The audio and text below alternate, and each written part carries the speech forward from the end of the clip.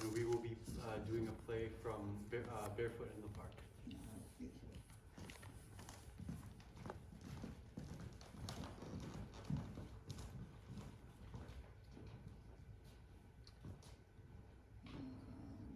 Lights up!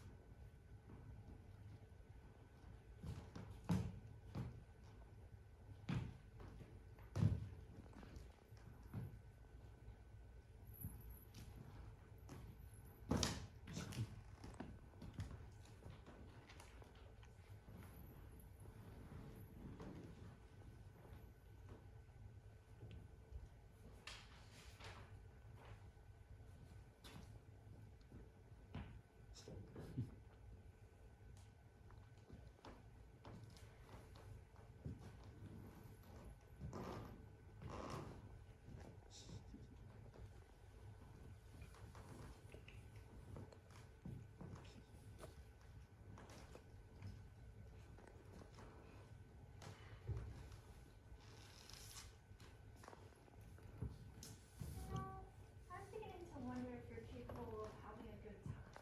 Why? Because I won't wear gloves in winter? No, because you don't have the least bit of adventure in you. You know what you are? You're a watcher. There are watchers in the world, and there are doers in the world. And the watchers sit around watching doers do. And tonight, you watched, and I did. Well, it was harder for me to watch what you did than for you to do what I was watching. You won't let your hair down for a minute. You won't relax for one night, Paul. You know, you sometimes act like What? A stuffed shirt? I didn't say that. That's what you're implying. That's what you're anticipating.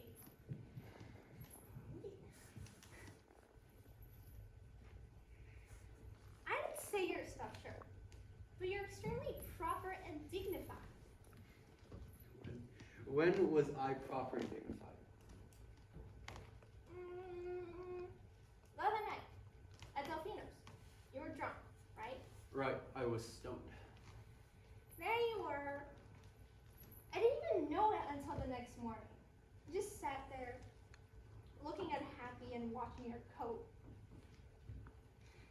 I was watching my coat because someone else was watching my coat. Look, if you want, I'll get drunk for you sometime and show you a sloth and make your hair stand on It isn't necessary.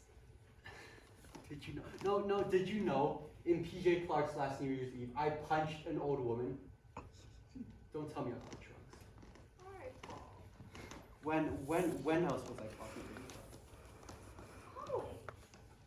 You're always dressed right. You always look right. You always say the right things. You're very close to perfect. I'm very glad. I've never seen you without a jacket.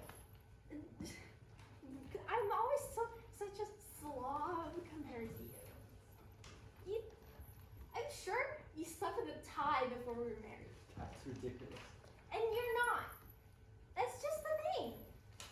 Thursday night, you want to walk barefoot in the park with me in the Washington Square Park. Why not? It was 17 degrees. Oh, so sensible and logical. Except it isn't any fun.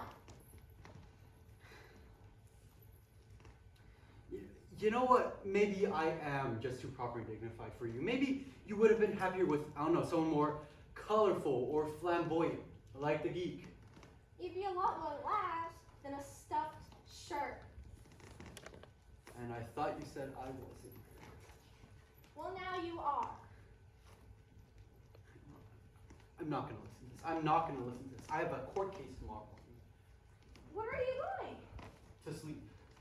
Now? How can you go to sleep I'm now? going to close my eyes and count conditions. Good night. You will not go to sleep now. We're having a fight. You have the fight. And when you're done, make sure you turn off the lights. That gets me insane. You can even control your emotions. Look, Corey, I'm just as upset as you are. But when I get hungry, I eat. And when I get tired, I sleep. And you can eat and sleep too. Don't deny it. I see you. Not in the middle of a crisis. What crisis? We're just yelling a little. You don't consider this a crisis? Our whole marriage hangs in the balance. It did? When did that happen? Just now. It's suddenly very clear that you and I have absolutely nothing in common.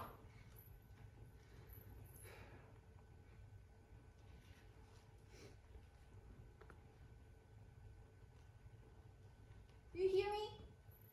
We have absolutely nothing in common. You haven't got a case, Corey.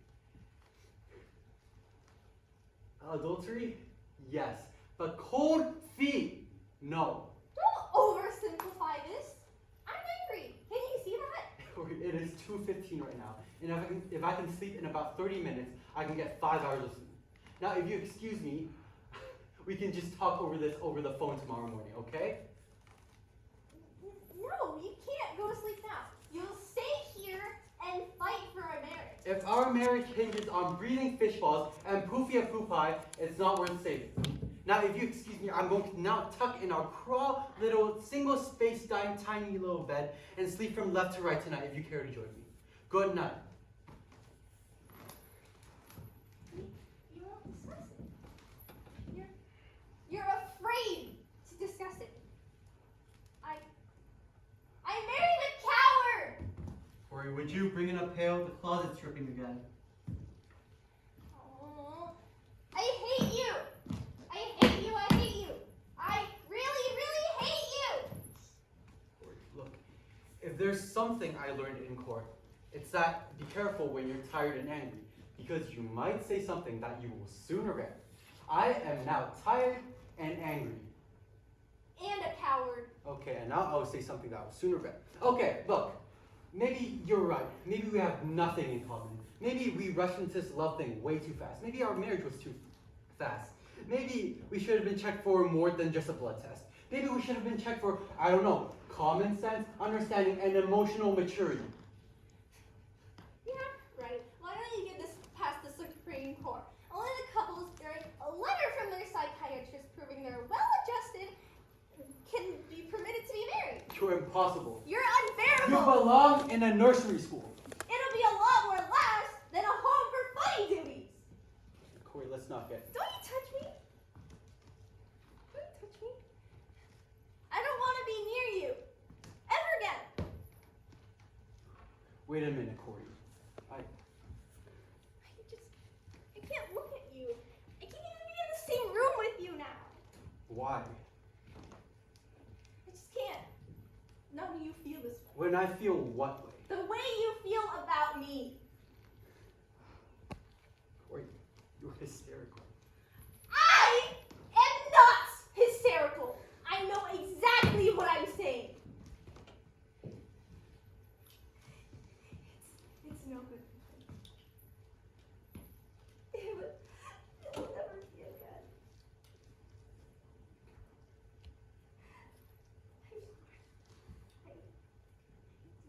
For Pete's sakes, cry. Go ahead and cry.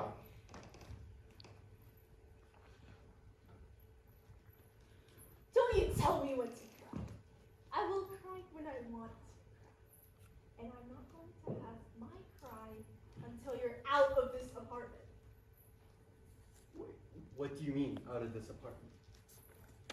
Well, you didn't think we're going to live here together after tonight, do you? Are you serious? Of course I'm serious. I want a divorce. A divorce. What? I can't. Where are you going? To bed. You can't, not now. You did before. That was in the middle of this is in the middle of a divorce. I can't talk to you when you're hysterical. Good night. What about the 6 days at the plaza? 6 days does not a week make. What does that even mean? I don't know what it means. I just want a divorce.